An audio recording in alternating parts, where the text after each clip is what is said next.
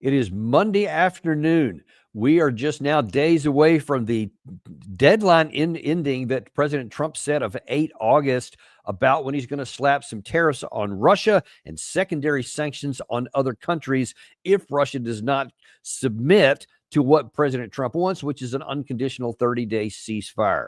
Whether he's going to do that or not remains to be seen, but he continues to talk that he is.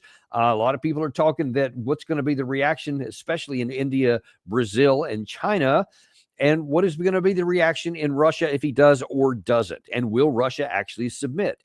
Well, we have with us to try to unpack a lot of this stuff today to get to the bottom line of all this. Andrei Marti, veteran author and Russian military expert and host of the YouTube channel Smoothie X12. Andrei, as always, pleasure to have you on board. My pleasure. Pleasure is all mine. Well, listen, let's just jump right into it. The deadline's coming up allegedly on Friday. Of course, we know those deadlines from Trump often don't mean anything. He can extend them or shrink them depending on how he's feeling at a certain day. But right now, he seems to still be on track for Friday. Yesterday, outside of one of his presidential aircraft, he was asked where he is on this issue with sanctions. And what happens on Friday if the deadline comes and Russia has not agreed to a ceasefire? Well, there'll be sanctions, but they seem to be pretty good at avoiding sanctions. You know, they're wily characters, and they're pretty good at avoiding sanctions. So we'll see what happens. But Steve is focused right now on the border in terms of, we're talking about with Gaza, getting people fed. And he may be going, I think next week, Wednesday or Thursday, may be going to Russia. They would like to see him. They've asked that he meet. Can you say, have those nuclear submarines been deployed yet to face Russia? I've already put out a statement, and the answer is they are in the region, yeah, where they have to be. Can you say what Steve Witkoff's message will be to the Russians? Is there anything they can do to avoid sanctions at this point? Yeah, get a deal where people stop getting killed. They had a number that just came out that a tremendous number of Russian soldiers are being killed. And likewise, Ukraine, a lower number, but still thousands and thousands of people. And now we're adding towns where they're being hit by missiles. So it's a lot of people being killed in that ridiculous war. And, you know, we stopped a lot of countries from war, India and Pakistan. We stopped a lot of countries. And we're going to get that one stopped, too. Somehow we're going to get that one stopped. Okay, a lot to unpack there. Let's start off with this claim about these huge Russian losses. That he was referring, I think, to something he sent out on True Social 3 or 4 days ago, claiming that in this calendar year, just since the beginning of January, 14,000 Russians had been killed or wounded, and 8,000 Ukrainians had been killed or wounded. What do you say to that? Well, he lives in an alternative universe. We discussed it before. So, and he's not very good at math. Obviously, Mr. Trump, who spent some of years in the boarding school for the boys, and he said this is everything he needed to know about military. So he obviously doesn't understand actually the whole segment which you just ran. Is essentially there's not a single word of truth there to start with. First, he invents those numbers, then he talks about the submarines. He's met in Russia now with Homeric laughter, and I'm sorry to say this, but he's not taken seriously in any way, and this is just a complete embarrassment. So, yeah, in terms of the, well, I see the thing. No, it's not full Biden. It's totally wrong. I want to immediately stop all kinds of the parallels. Biden was absolutely walking zombie. He was a walking corpse. He had the hand of his wife Jill and Mr. Sullivan's and Blinken's up his behind, and he was a puppet. He was the guy who wasn't in control of anything. Mr. Trump is in control, but that's the problem. He lives in an alternative That's the universe. Problem.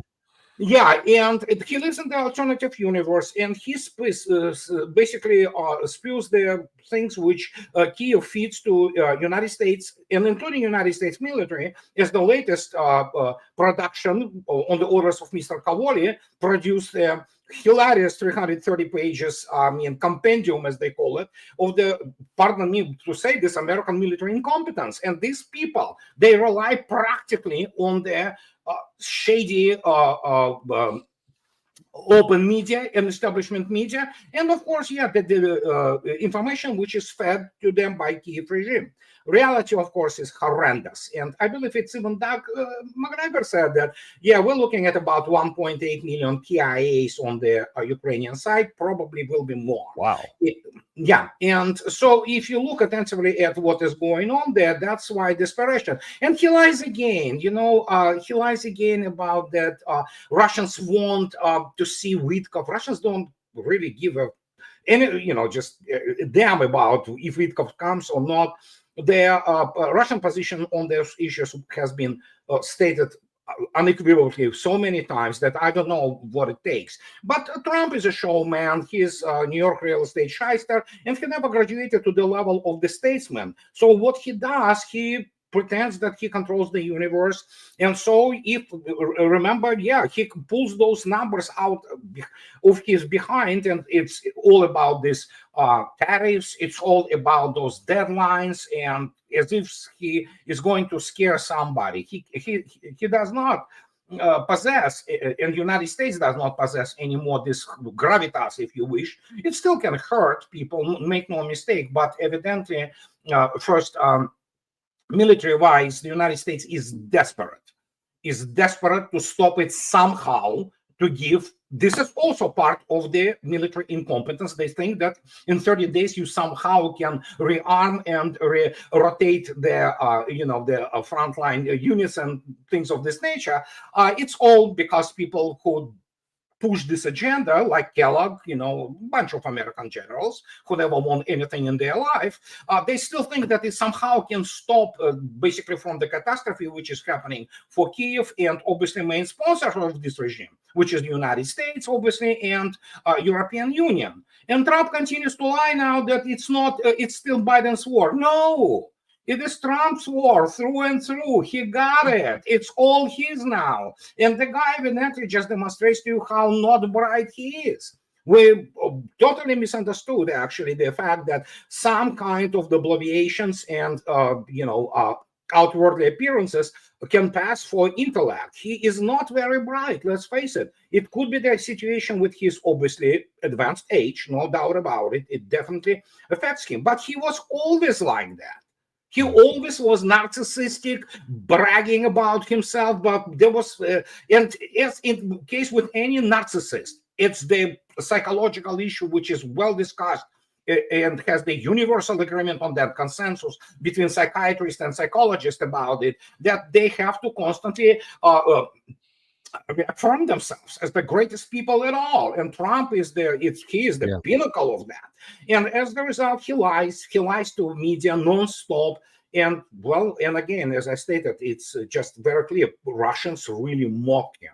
And across the board, from media to military to, it's like the guy doesn't understand. He embarrasses the country now, and that's what is the most horrendous about it. And for me, listen, don't forget, I've been, for all intents and purposes, we are Americans now. We live here for many years now, and we are U.S. citizens. For me to see that, I mean, to humiliate his own country and his own military this way, it's just absolutely unacceptable. But that's what he does, and he will continue to bloviate and issue all those threats, and hollow as they are, so.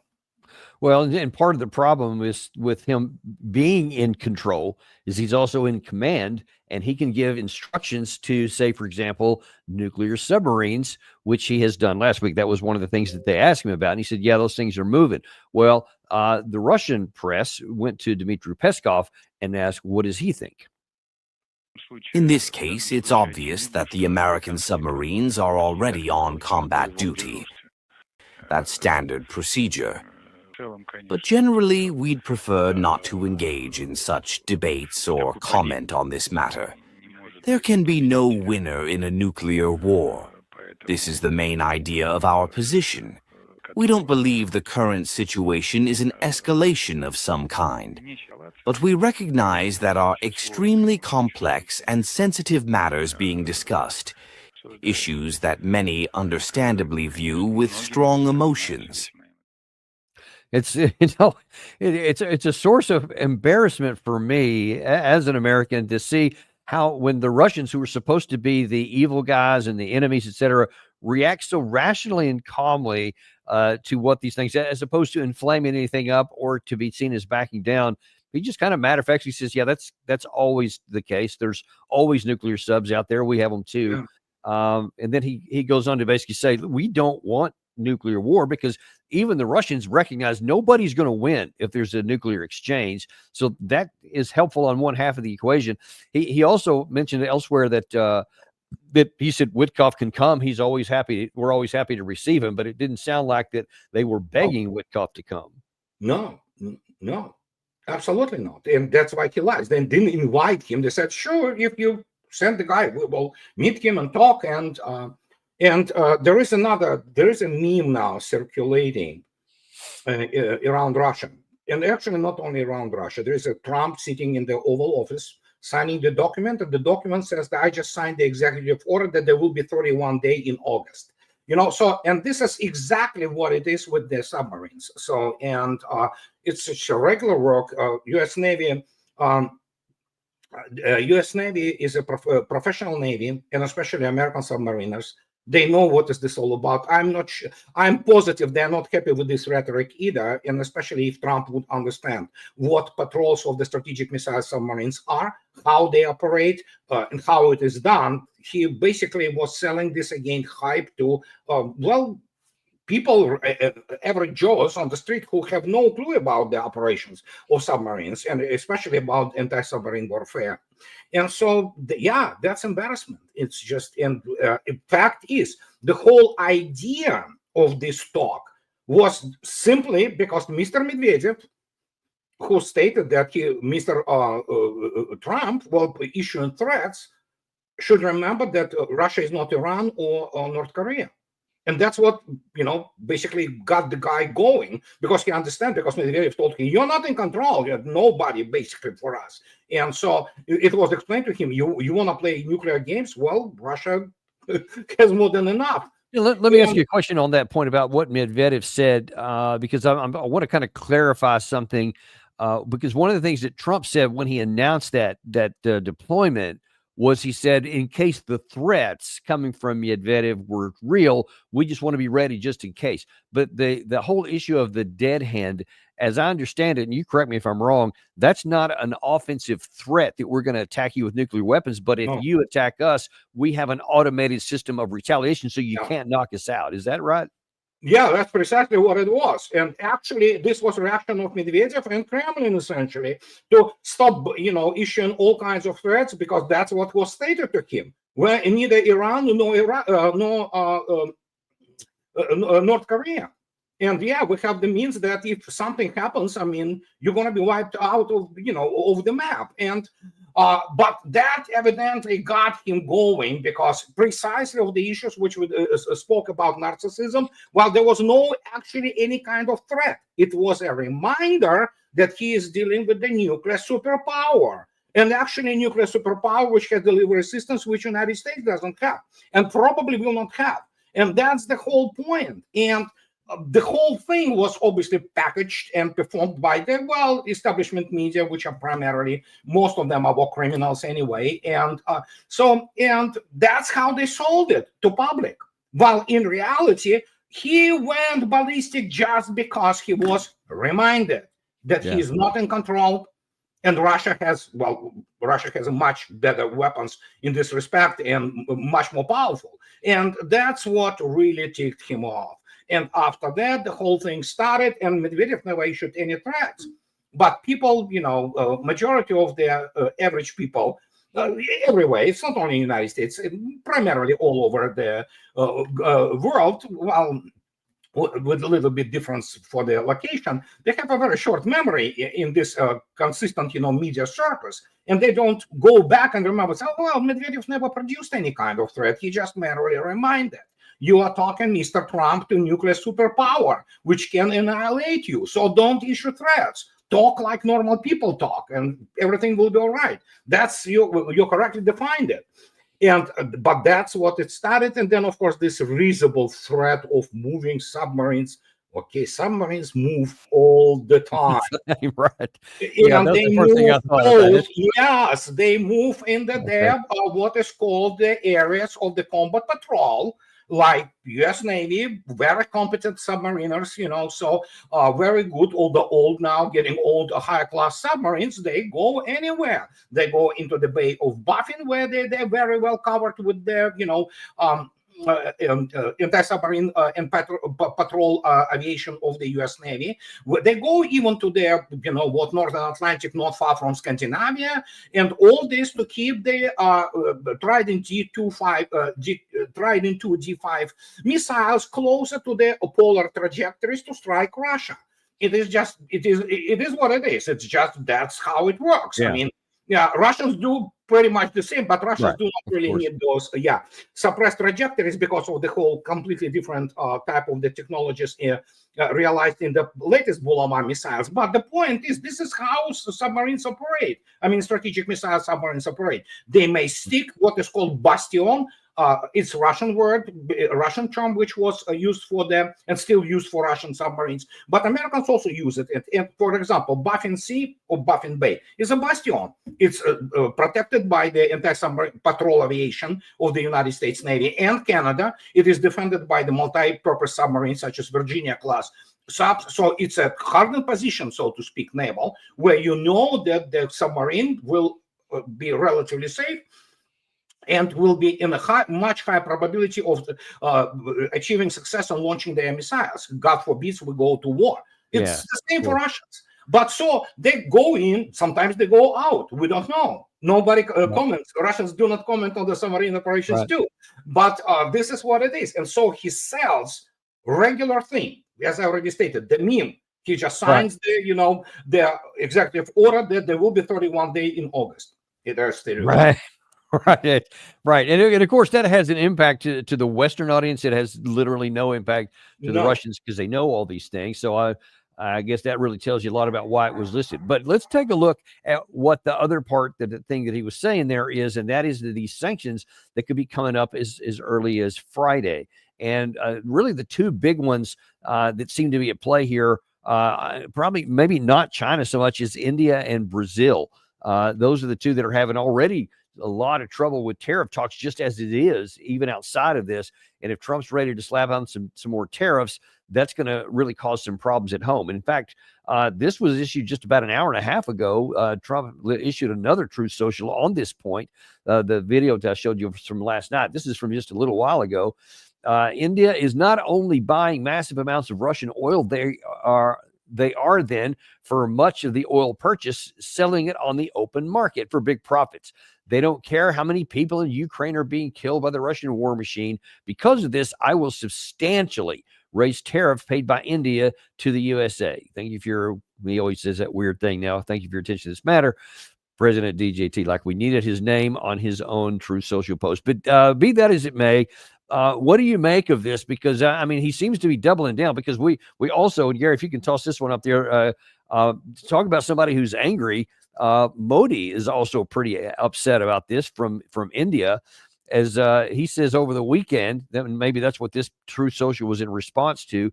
Understand the importance of shielding India's economic interests during this uncertain global conditions. The comments came just days after Trump administration imposed 25% tariffs on Indian exports to the U.S. Again, that's not even related to the Russia stuff.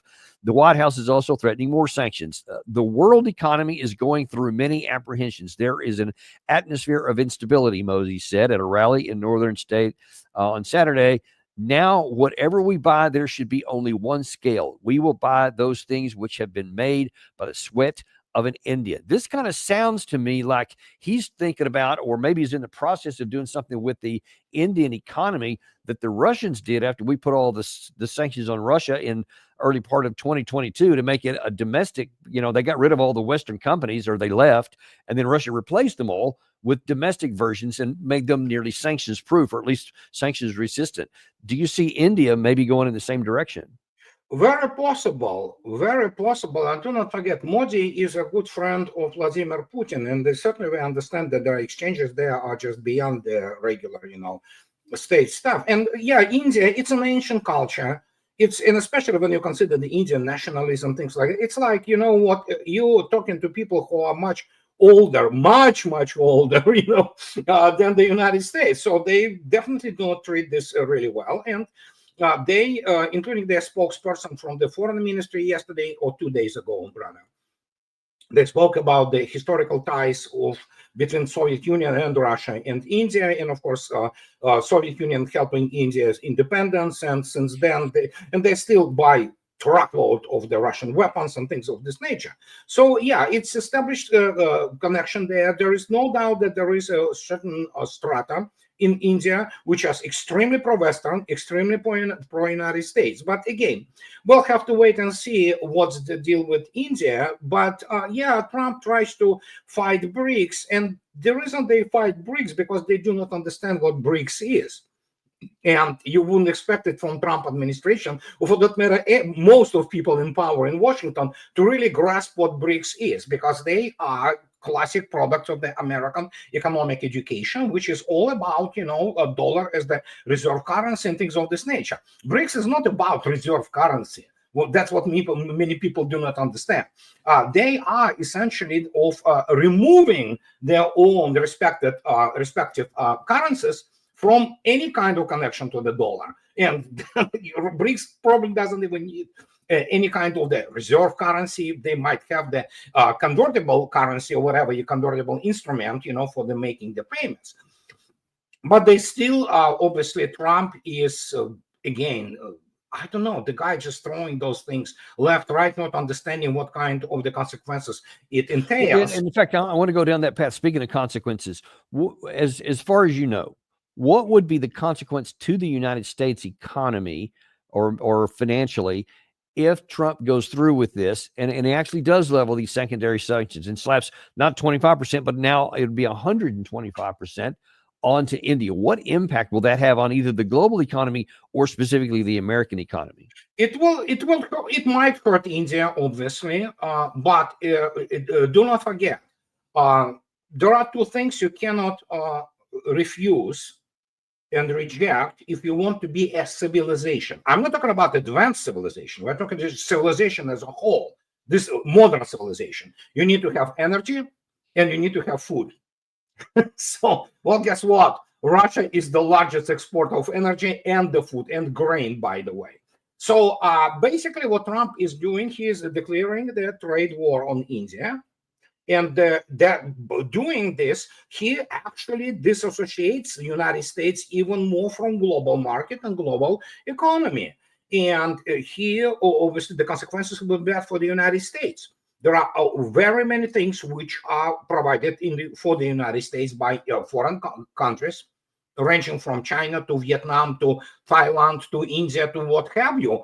And so that's going to hurt United States because the prices they are already going up. We know that before the 1st of August, people were just scouring, the Costco's, and buying all kinds of things. For example, coffee, and so, yeah, he will raise prices. It's already happening for the average Joes like us. And we're going to be paying more and probably way more until, of course, this whole bubble with this unsustainable financial bubble, that's what it is, implodes, and then we are screwed big time. So that's what he's doing. And so let me ask you this, the consequences in a different direction. Just being as honest as you can and as knowledgeable, is there any scenario whereby these tariffs could force India into complying, and that would therefore then hurt Russian war machine? First, two parts. They're not going to hurt the Russian war machine, but they may force India to comply. No doubt about it. That's what many people do not understand. And again, this is because, as I already stated, there are read my lips, zilch, zero specialists in Russia in Washington D.C. Okay, who anyway around power. A Russian budget depends on the sale of the hydrocarbons, which is gas and oil, in budget about 17%. So it could reduce. You cannot stop it. People will continue to buy it no matter what, and especially China. Russia, it might hurt a little bit, but Russians sit, completely on their resources, and they don't care. In terms of India, is there a chance, or is there probability, any probability other than zero, that India will comply? Yes, of course, there is a chance, always. How probable it is, it's not zero, but it's probably not very significant, because especially for Modi, it will be now political suicide to essentially, drop on his knees and crawl to the United States, albeit there will be many people in India who will be trying to convince him to do so. So it's kind of like, who knows? But in terms of war machine and war effort in Russia, it's not going to affect it much at all. Well, in fact, there was a report out, I think it was by the CSIS. If you could put that third one up there. I believe that it was CSIS. It said, listen, the best analysis we can give right now is that the Russian economy is going to continue. Yeah, it was CSIS. Russia's economy appears sustainable for the next few years, the analysis wrote. They forecasted that the Kremlin could maintain its war of attrition through at least 2027, and that's all the capacity factors combined. And you continue on there, and then are having the most sanctioned country in the world has managed to maneuver around many of the constraints, keeping revenues from energy sales high and its budget balanced, which is amazing and hard to believe that in this environment, the Russians, with all of this economic warfare against them, are somehow keeping a balanced budget while we are in a profound deficit every single year. So when you're looking at who can sustain the longest, I'm not sure that these sanctions will be bad for Russia or bad for America. Yeah, it's kind of clear what is this all about. And again, the issue here is that even CSIS, Center for the Strategic International Studies, they were consistently wrong also on very many things in terms of Russia. As I already stated, there are no real serious Russia scholars anyway in the think tanks and in power in Washington. But they are correct in the sense that you have to understand, Russia sits on the third of the all world reserves. Russia literally sits on everything. You can, whatever you want to have, Russia has it. It's just a matter if they already produce it or mine it, or they will decide to go and mine it. For example, like some rare earth minerals. Before that, Russia was buying this from China. Russia has rare earth minerals. She just needs the investment, to start, which already is happening, by the way. So Russia can sustain this pretty much indefinitely, because this is one, if not the only economy in the world which is could be completely autarkic. That means not depending on some outside things. So even if they stop buying, which is impossible, because Russia evidently is responsible for daily production of the 3.5 to 4 million barrels a day. Remove this quantity from the market, you know what's going to happen? We're going to have $7 a gallon or $8, and U.S. economy collapses after that. And fact is, today, before I went also online with you and Gary, is that evidently OPEC is deciding to increase production of oil, OPEC plus. Russia also increasing the production of oil. Evidently, there's something wrong. But I made a career in the out of it. There's something wrong with the systemic approach and analysis in Washington that they still don't get it. They don't understand those mechanisms because obviously they are brought up and gestated, if you wish, in a completely different environment. They don't understand war, the real war. They don't understand how war economy works. They don't understand any of it. And so when you think that, and there is a joke, it's a very old joke in Russia, please give us more sanctions because it will basically accelerate even more our complete independence from the West. And Modi is watching this, and many in India, they watch that. They understand, oh my, we can be independent. China, they tried, to kind of develop the internal market. But I'm pretty sure Chinese are pretty much going the same way, especially when you consider the fact that they were unloading those treasuries, very actively. And Trump just merely accelerates things which are inevitable. And that tells you everything you need to know about him and his administration. So it's just, we cannot elect here in the United States anything which is not evil. We just can elect evil or lesser evil. That's it. No matter our options are completely, limited, and Yeah. Trump continues to also basically destroy United States, also using their foreign policy, or rather lack thereof, as one of the tools. He just doesn't understand this. He doesn't, Well, because and it's it turns out that there's others who don't understand it too, who are in positions of power and influence. One of whom is retired three-star General Ben Hodges, good who Lord. apparently was listening to Trump a few days back talk about all these Russian casualties, and he seems to think that the Russians are going to fall at the front line too. Yeah. In part, I think their campaign to wear down the Ukrainians, but also to create this sort of sense of inevitability that there's no way that they'll ever stop. There's no way that Ukraine can win, which is why it's important to keep in mind that Russia actually is barely doing anything on the ground despite enormous losses. It's been over a year and a half. They've been trying to get this town of Pokrovsk, which is in the far eastern part of Ukraine, and they still haven't been able to take it. And even after they do, then what? There's another line of Ukrainian defenders. So for Russia, their only real hope is that we quit, that we stop providing Ukraine what it needs to stay in the fight, that we don't use the economic tools that we have, and that they wait us out.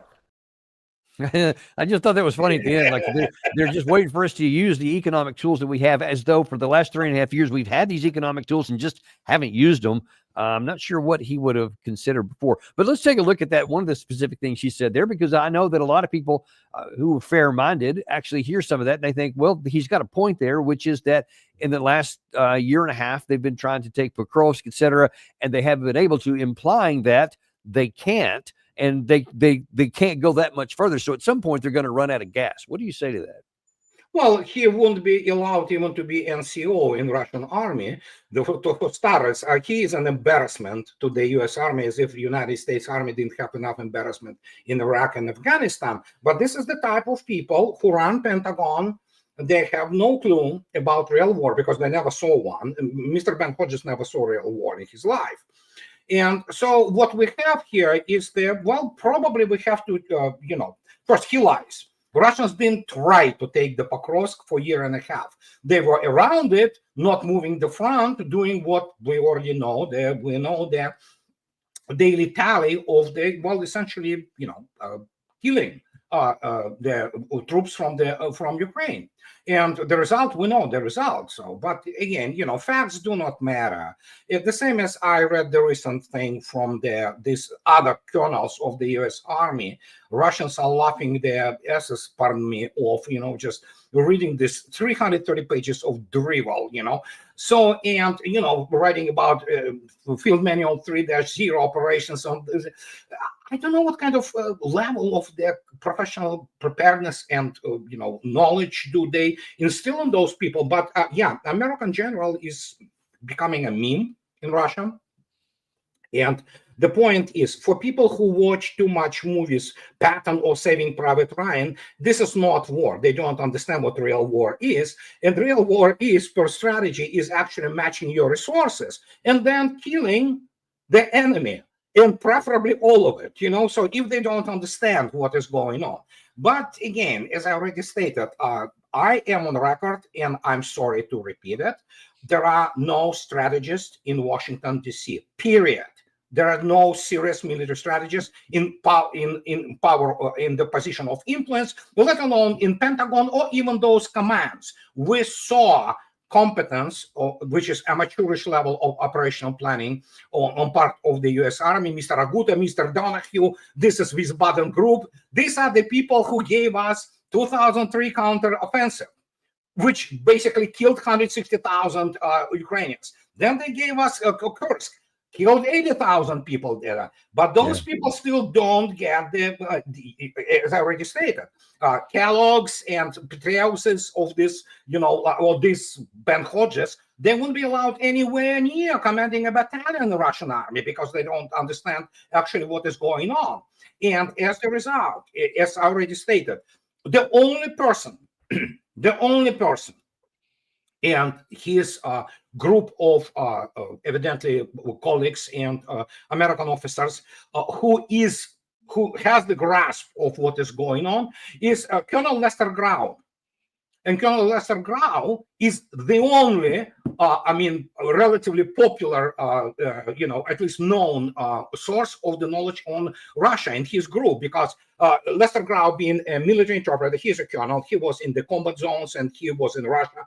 He speaks perfect Russian. He communicates with many Russian officers. So the rest of it, those take any guy from Pentagon, they never even encounter the serious level, the level of the central apparatus or general staff level officer from Russia to even talk specifically, professionally, because Russians will say, okay, yeah, and then they will laugh, in the battle. Okay, well, it's funny you mentioned in Washington, D.C., what's billed as Russian experts. Here is another one talking about how she sees the war going. That's Rebecca Grant. Putin, in a way, here is heading towards a new Cold War. And in that case, we need to make sure our U.S. triad is really strong. We've got our Ohio class, of course, Columbia class being built now to replace those in the 2030s. But it's a serious situation for sure with Putin. In some ways, Putin has to be tremendously frustrated. I mean, he thought he was going to take all of Ukraine in the opening days of that war that he launched more than 3 years ago. As it is, he's got a strip along the eastern edge of Ukraine. He's also, of course, got Crimea, which he took during the Obama administration. But at the same time, the Ukrainians want their territory back, and they've done an amazing job of holding off the Russian bear. How does this end if, in fact, the president does put some stronger sanctions in place, secondary sanctions? Well, it's absolutely time for those secondary sanctions. Ukraine is pretty much holding the Russians on the ground. Trump has pledged and Europe has backed up the really strong air defense that is needed to keep Ukraine in the game, Patriots, etc. But now the secondary sanctions need to try to squeeze the Russian economy. China is still taking 47% of Russia's oil. India is taking about 38%. And Russia's oil is about 20% of their overall economy. So this squeeze should hurt, and Trump needs to go ahead and do those secondary sanctions now while there's still a chance of enticing Putin into some kind of economic deal. There's so many things about that really just aggravate me, if I can just be honest. Is one of the key ones, because a lot of people are talking about this, obviously, since President Trump has already listed it as his objective, is to use sanctions and economic coercion to compel Russia to submit to Trump's desire for a ridiculous 30-day ceasefire that no one would ever do from a position of military superiority. But here's the thing, among many, we'll talk about several things that she said there, but one of the key things overarching is that these kinds of advocates never argue how this pressure on Putin could cause him to take action antithetical to his own interests. Why would anyone ever do that? And how will that turn the situation around on the battlefield? They don't even address that. They just say it as though it would be so, with no analysis at all. They cannot do this analysis. Again, give me any people of the level of this so-called specialist. She won't know the difference between the, air defense and anti-submarine warfare.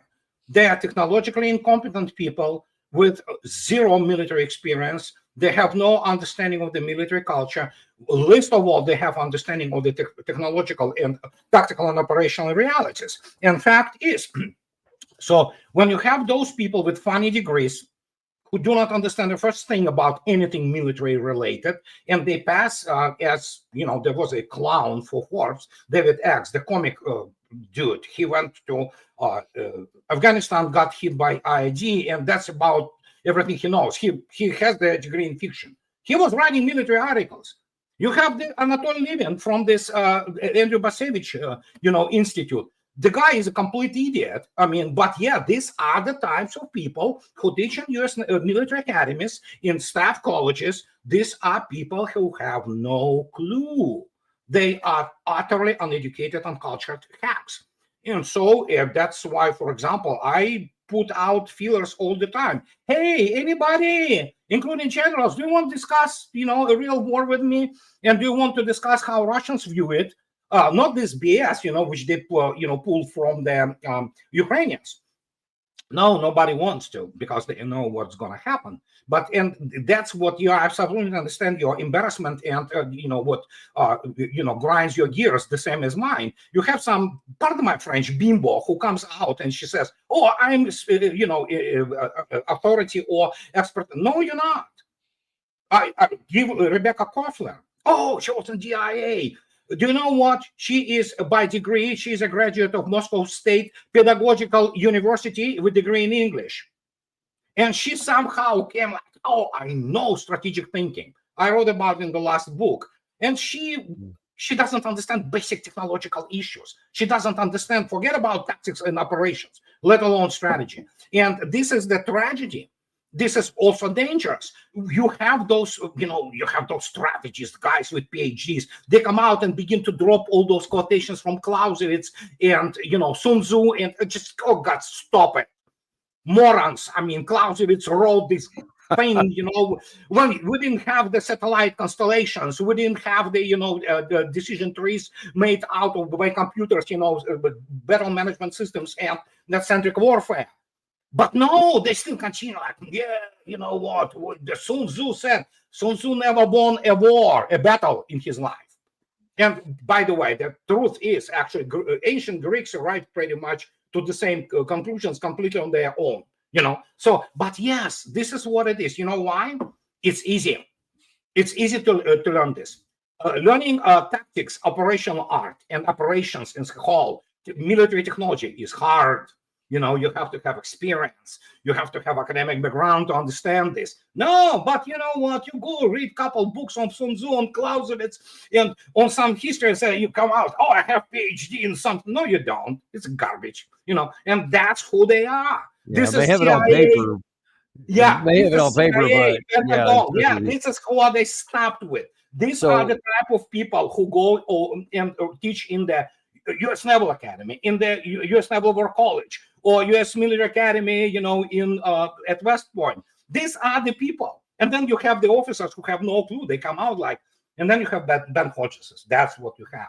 He is a clown, basically. That's well, and let's look at a couple of the specific things that they talked about in that segment. There is that Ukraine has done an amazing job of holding back the Russians, and that, by the way, the Russians, just to show their incompetence, they thought they were going to take all of Ukraine, which was said during that segment, within the first few weeks of the war. Now, as I recall, the actual invasion force that crossed the border was somewhere around between 75,000 and 100,000 troops. First of all, is that accurate? And second, did Russia intend to capture all of Ukraine in a few weeks? No, they invent this. It's the story. It's a narrative.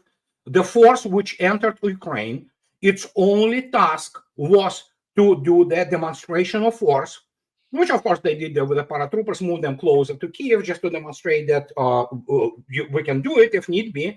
And it was the peacetime army, which Russians were inserting.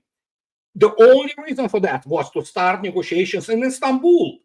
And the negotiations commenced throughout the whole March. And they almost got there. But then, of course, in the beginning of April, we have Bojo, Mr. Boris Johnson, this cretin from United Kingdom, who on behalf of Biden administration sabotaged all talks.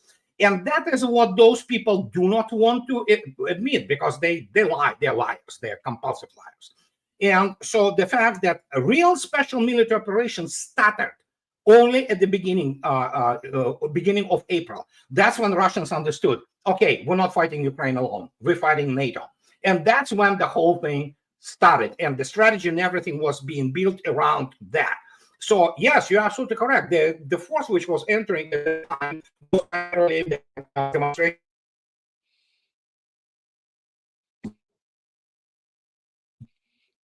I think I might have lost Andrei. I don't know if we've lost him or he lost me. So if I'm Gary, am I still on the air? Yeah, you're doing fine, Danny. Yeah. Okay. Yeah. All right. Carry on. We'll get him back. Some issues. Yeah, we'll try to pull him back on there. But this just goes to show more and more how so many of the senior American military officials and Western military officials, for that matter, remain disconnected from I don't know, historical understanding, from conceptual understanding. And I thought Andrei made a really good point there, that when we teach a lot of these things in our academies, in our senior military schools, et cetera, is that you have guys coming out there who believe what they're being told. I mean, why wouldn't they?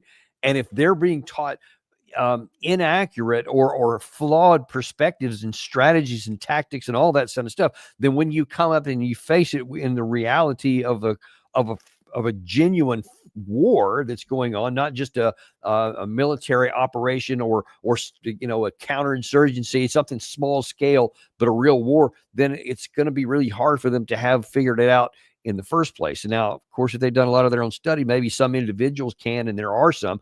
Not that the entire apparatus is as bad in the United States and the Western world, because I've seen some good ones. I've seen some really good ones in Britain. I've seen some really good ones in the United States. Of course, Doug McGregor's one of those. That's why we have him on the show all the time. So there are some out there. But generally speaking, both of the intelligentsia, the so-called elite, the foreign policy elite that go on all the major networks and are quoted in all the big newspapers, et cetera, as a class, they are not connected, I think, to reality very much. And I think that it's showing on the battlefield. And now here we are, and I see we got Andrei back. So we'll just roll right into it. So now here's my concern, is that when we're heading into this decision point come this Friday, Trump is going to either have to, back off again or change, or he's going to have to make good on his threat. And what impact is that going to have on the actual conduct of the war? No impact whatsoever. It will continue as it has been stated already, and actually it has been stated not only there by Mr. Peskov, but a few days back, I believe it was on Friday, when Mr. Putin was meeting Mr. Lukashenko. Lukashenko obviously came to beg for more money and support, so much for the ally. But the point is, and being on the Valam Island, in the cathedral, actually the church, which Mr. Putin himself built, on his money and everything, which is a very sacred and holy place for Russians. He stated, unequivocally, and his phrase was actually quite insulting to Trump, because Russians already had it with him. And he stated, inflated expectations are the problem of those who have those inflated expectations. Simple as that. So special military operation continues and will continue, as already have been stated a few days back. So it doesn't matter what they impose. At this stage, the only thing which is going to happen is going to hurt the United States and Europe. It's already did hurt Europe tremendously, and it's going to get much worse, and it's not going to get any better. And so, yeah, Mr. Trump has no option, which tells you that he's no strategist. He has only two options, rather. He has to now crawl away in total humiliation, instead of when Russians offered him an off-ramp, like a few months back, say, here's off-ramp, take it. He never did it. So now what the donor he has is to, just impose those sanctions and, be laughed at. And that's going to be the further humiliation. Andrei, I think one of the reasons why there are so many in the West, and President Trump may be one of them, that thinks, oh, well, I'll just take this action. I know it's not going to work, but it's just, it's just continuing to poke Russia a little bit and hurt them. But anyway, we'll just keep going on with this indefinitely and just keep draining their resources forever. But there was a report out in the London Sunday Times yesterday that was very much illuminating and directly related to this. The title that you see there is "Enlisted, Deployed, Still Fighting: The Ukrainians at the Front, 1,200 Days On." In that, this was why, to me, the biggest piece of it says on Friday, Maria Belosinsky, a well-known war veteran who also heads Kiev Center for Aerial Reconnaissance Support, estimates that Ukraine's military was suffering daily casualties of 300 dead, 750 injured. About 500 troops also desert every day, she said, and warned that Russian forces could be in Kiev by winter if we don't change something. That was a huge alarming statement, which has hardly gotten any traction at all here in the Western media. But I mean, is that right? I mean, do you think those numbers and that threat is true. Very low. Russians do not want Kiev. Why would they want Kiev? That's what many people do understand. Russians do not want to govern this damn country. They obviously will take now what they took, and Russia will have to digest those new, and which is happening, the new regions. Russians do not want those Ukrainians. That's what those don't understand. And yes, Berlinskaya, who is she will probably get killed at some point of time. She gives a very low numbers. In reality is, they lose consistently in the last half a year after January, when it started to kind of not calm down. They just simply don't have enough troops. They are being killed at around 1,200 to 1,300 KIAs, not MIAs or wounded, at around 1,200 a day. So basically, Russians demolish on a daily basis about half of the brigade size force, if you consider them, of course, wounded and all that things. And so, they are, it is well known now, they are trying to accumulate forces around Bryansk area near Russia. So they want to repeat Kursk. Okay, so Russians know this, but the point is, I don't know how many people they have left to really deploy there or to mobilize. I don't think that many. So, but the point being, to me, whether they do or whether Russia does or doesn't actually move on Kiev, but the point being that the whole front goes, there's a long way from Kiev right now when you look at the front, and she seems to be concerned with whatever the real numbers are of casualties, that the Ukrainian army could eventually collapse. Do you see that as being a possibility? Well, it's already happening. For example, if you take a look at the line of the defense, which Mr. Ben just doesn't understand what real defense is and how it is conducted in Ukraine. But the point is, Russians move very slowly, but they move every day. Every day there is a movement somewhere. And when you look at now what is happening around Konstantinovka, now around Krasnoarmeysk, which is the original Russian name, not Pokrovsk, and then you have the Kupiansk, which is being totally surrounded. So you can see yourself, it's a wave, it's a tide, and it's happening. And so Russians do not want to take Kiev. They really don't. This is what those people continue to spread the BS. But Russians would definitely view their building of the land bridge through Odessa to Transnistria. That's a possibility. But then again, I'm not in the general staff, and those people who I know, who know things, I do not poke them too often because they can tell me to shut up and get the hell out, So, and which is only reasonable from them to do so. So, and the point is that, it's just they invent things. They are now in this paranoia state because indeed, when you look attentively at the losses, but then again, listen, this is one of the interesting things. They produce statements and data primarily, 99% of it goes from the Ukrainian side. That tells you everything you need to know. And again, I have to make a statement, which is I made for a while now. The establishment media in the West are war criminals. They are complicit in unleashing the war, which is the largest war in Europe since the World War II. All of them, without exception. And of course, we're the Goebbelsonian propaganda machine. And then, of course, we have now the situation with Gaza, where they supported till recently the genocide. So there is no... as I already stated, you meet anybody from NBC, CNN, or Sunday Times or BBC, you better have a good course of antibiotics because those people are filthy. They are war criminals, and as are their media outlets. So then, where does this go? Because it seems like the fiction just can't continue forever. At some point, there's going to be a physical collapse of the front if what you're saying is true. Well, that's a collapse of the front. Russians get to essentially see how those bunch of the clowns who met in Switzerland want to change Zelensky to Zaluzhny. Doesn't matter. Both are butchers and war criminals. So, and see how the regime in Kiev fares. But Russians are very interested. Then whatever the territory will be left of the Ukraine, of whatever it's going to be called, that Russians do not want to restore it. They want to, Europeans wrecked it. Russians were just merely a tool in this respect. So let Europe think how they want, without any kind of their, military or economic expansion.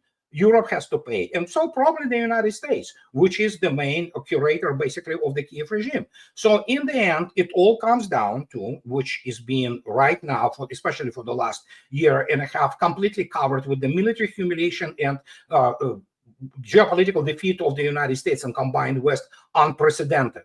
So, and that's going to have very serious ramifications. And one of them we already know. We're probably done with this American prosperity of 80s through 2000s.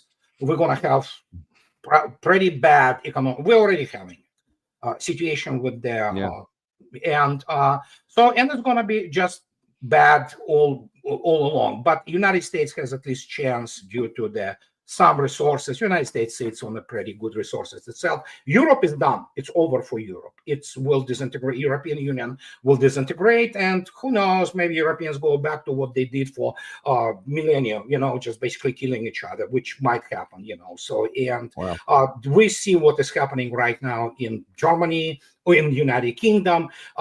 France, I don't think France will exist as the unified country beyond 2050. They will have caliphate already, which is already forming. And so, you look at the Europe, it's done. It's over. And I understand some people say, oh, no, we're not like this. Oh, yes, you are. You voted for that. And they accepted it. And it's now beyond the point of no return.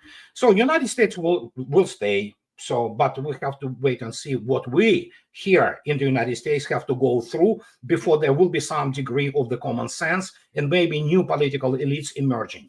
And this is their plan for the next 10 to 15 years. Obviously, what we have today in Washington, they betrayed the country, they betrayed American people, most of them anyway, with the exception of the Christian Zionists. Those, they don't betray, they work for them. So, yeah, we'll see what happens with all that. It's a lot of dark clouds out there, and we just have to hope that we can avert some of them before the pain has gotten too late. But usually you don't get that kind of change unless there's pain to go along with it. But we'll have to just observe and see what happens. And there could be some of those cogs could be moving as soon as Friday. But we thank you so much for coming on today and providing this information and clarity. And remind everybody to go to Smoothie X12 on YouTube to find out the latest from Andrei. So you don't have to wait for him to come back on the show next time. You can go to him every day and see him there.